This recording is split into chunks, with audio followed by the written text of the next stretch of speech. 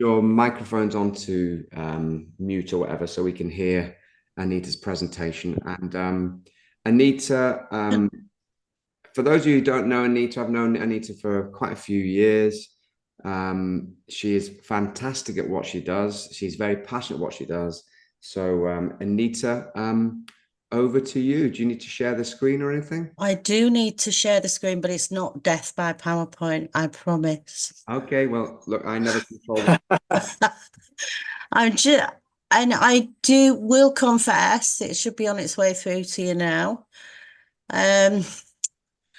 I like to keep mine so I can see my slides down the side. If that bothers anybody, shout, but it gives me a sense of time, and also there's a reason for it as well. So I'm really sharing something with you today that is my interpretation of the finance wheel in the way of the mechanics within debt recovery and credit management, and how it basically affects so much that people are only just beginning to realize, and just how important it is. So it's a bit of a stress test when people come across this, whether it's fit for purpose. Anybody know the Sailor Goods Act? Fit for purpose. Yeah, good as described. And at the price as advertised. Well, there's none of that in here. But your wheel needs to be fit for purpose. And the purpose here is we need something to help us have that vision, that goal, that drive for us to go. How do we get it? Where does it come from? You've heard Gary talk about fear and how a lot of that is instilled. So me, credit management, debt recovery specialist, who the heck wanted to pick that at school? Did any of you have a career teacher that said, what do you want to be? I wanted to be a dancer, and I failed miserably, but I was an athlete for quite a long time. So the first thing I want you to say is, what? This is my grounding board, but it's also my vision board, my past board, my memory board, my everything board at the moment. There's a house there I was born in. It looks different now, but I didn't come from a posh house. It's a farmhouse. There's a picture, the lady in the pink there. That's my sister, who I lost when I was 16. And she spent 8 years in a psychiatric institution because she was suicidal. And when I was 16, she was found dead. And that made a massive imprint on my life. And I had a nervous breakdown at the age of 16 because at 7, I had watched her take an overdose, not knowing what she was doing. And that suddenly hit me when she died. And I had a lot of guilt going on. Shortly after that, my dad hit the newspapers because he was the first man in the UK to have a cornea graft and transplant. And they did that, and he contracted herpes because it wasn't screened. So that went sadly wrong after a few years, and he lost his sight in that eye. And then you see here, this is my daughter and her son. They're a big part of my why. And she suffers from anxiety and depression, which we manage day to day. And she's got her own journey to tell. The top here, the lady in the sun hat. I won the Jenny Oldfield Supporting Women in Credit Award a couple of years ago. And that is the lady herself, who's no longer with us. She passed away from pancreatic cancer last year. But to win her award blew me away. And we'd been on a similar career path, and it sent a resounding message through to me that I am exactly in the right place and that I am doing what I was meant to do. And the fact that I won that award just reinforced that to me. And the dog there literally was my best friend. From 7 to 16, that dog meant everything to me, went everywhere. And then I'm writing a book. A promise made, a promise lived, a journey to discovery. Only I'm changing the word discovery to recovery. And there's a spin on that because it leads you up to how I got into the world of debt recovery. So keep an eye out for that. But then what makes me able to do what I do? This lot. This is the Institute of Credit Management.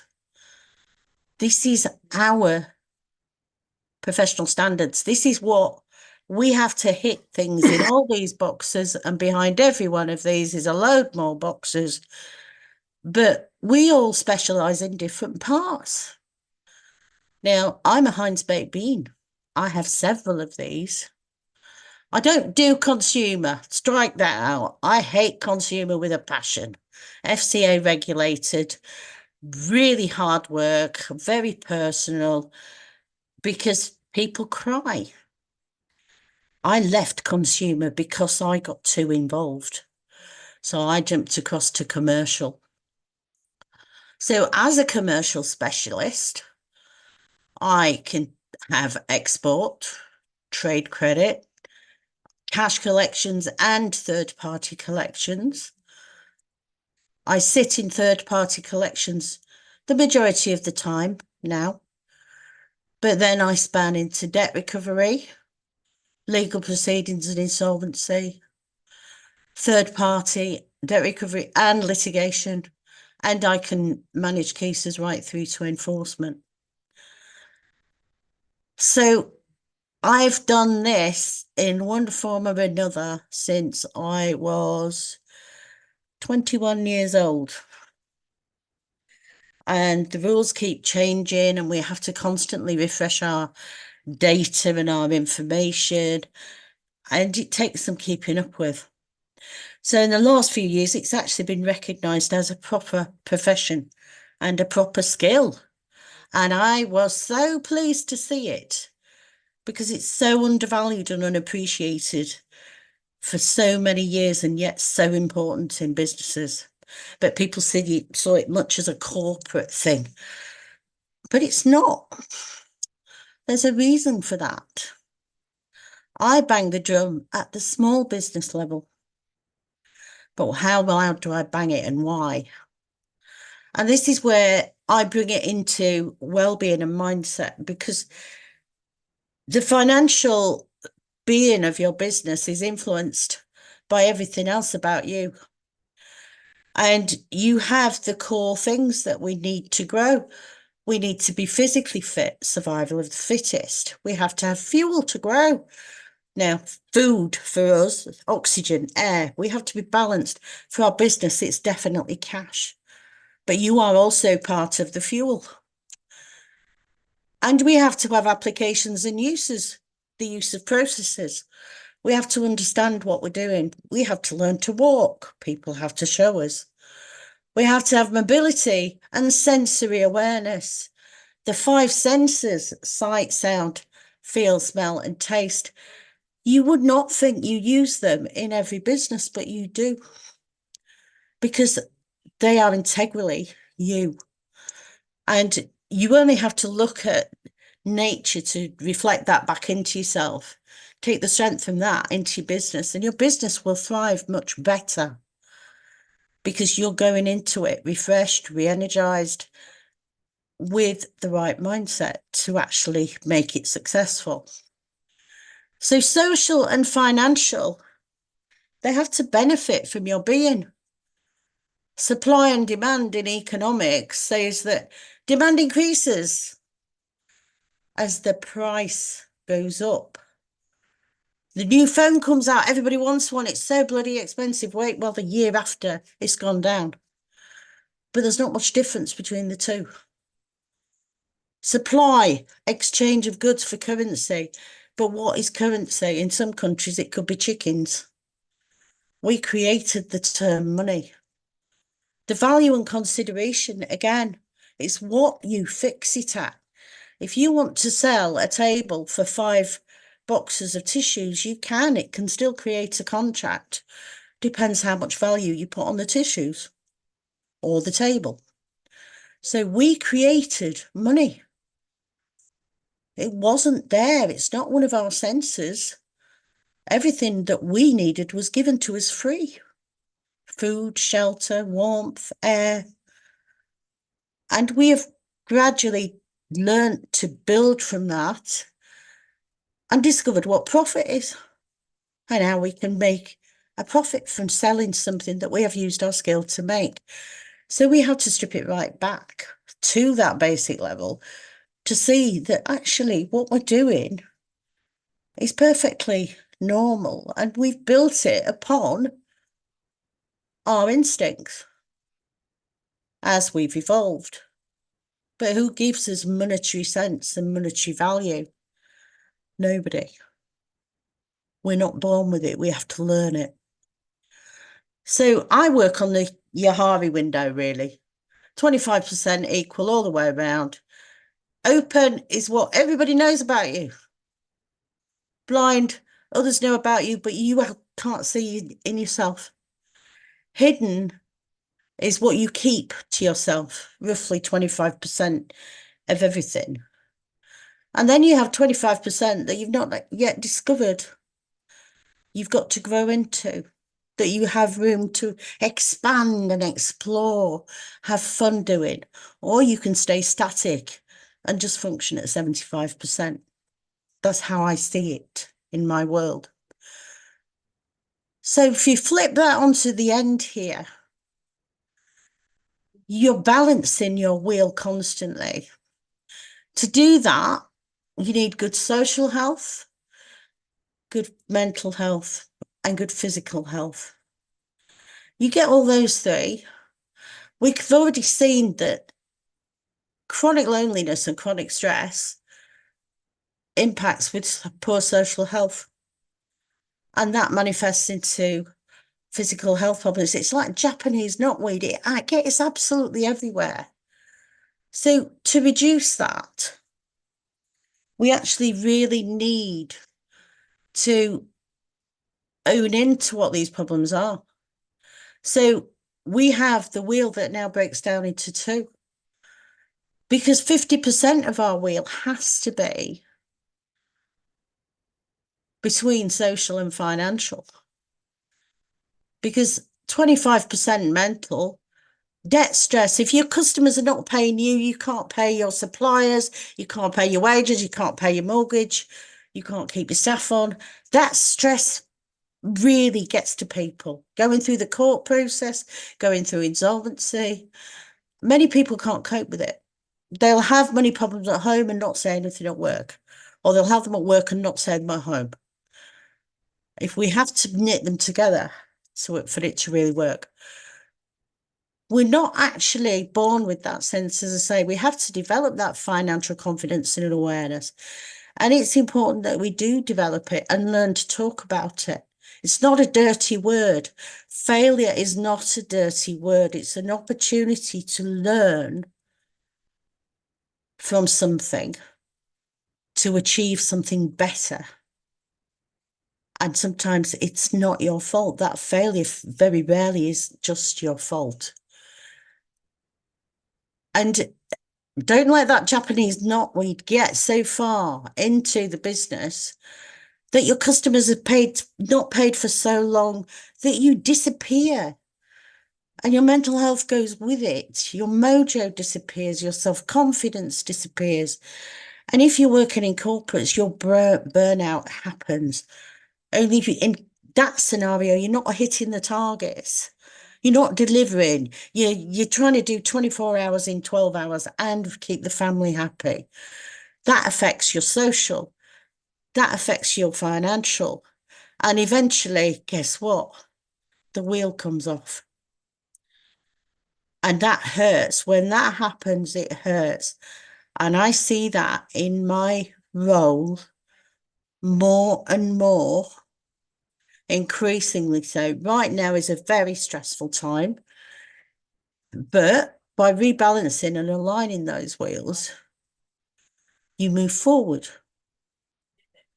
So I'm going to stop that share there. So I guess what I'm trying to say really is when you see a debt collector, they're not just a debt collector. They are very much a problem solver. They're a supporter. They're an empathizer. When they have to be, we can be hard-faced or we can be soft-faced. And it's important that we have that contact. I do not do debt management. I do debt recovery. But that doesn't mean I can't help someone who is in debt to be signposted to the right place. But I don't want to be the one that does it because I'm not officially qualified, because I'm not FCA regulated. And that's important. So if ever any debt collector says to you, pay me £1,200 up front and I will guarantee to get you that money, don't do it. Debt recovery comes with no guarantee because you cannot get blood out of a stone. If there is no money to pay, it's not there. And I have recently resolved cases where people have actually offered services in kind because they couldn't pay. So sometimes it's about reaching that, what is the value? I can't pay you, but would you like a new fitted kitchen? That doesn't sound too bad, does it? You know, I'll have a new fitted kitchen any day if it means that, you know, it helps them out and I get my kitchen. So if that gives you a better insight into why I'm so passionate about what I do, I hope it does, because nobody was born with a bloody calculator in their hand.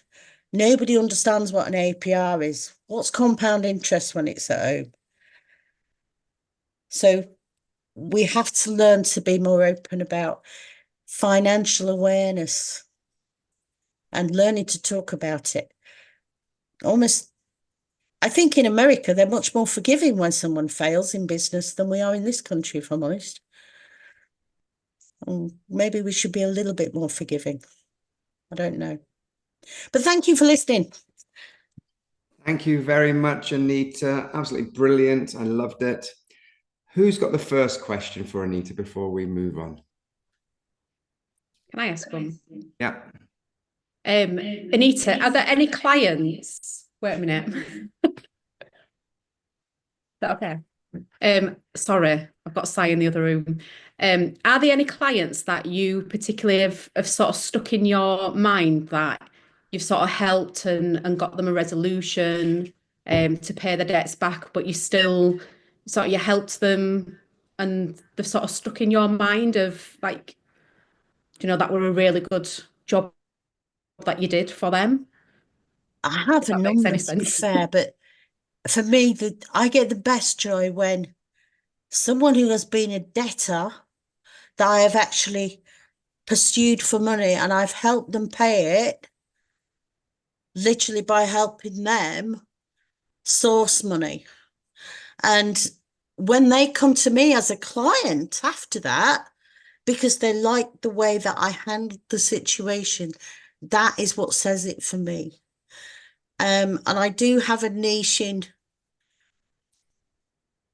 a lot of subcontractors and website designers and recruitment. I have quite a few recruitment clients that come to me because I have a reputation for taking on shit cases, excuse my French, that other debt collectors don't want to know because they're complicated or they're hard work. And that's what I like. Excellent. Thank you very much, Anita.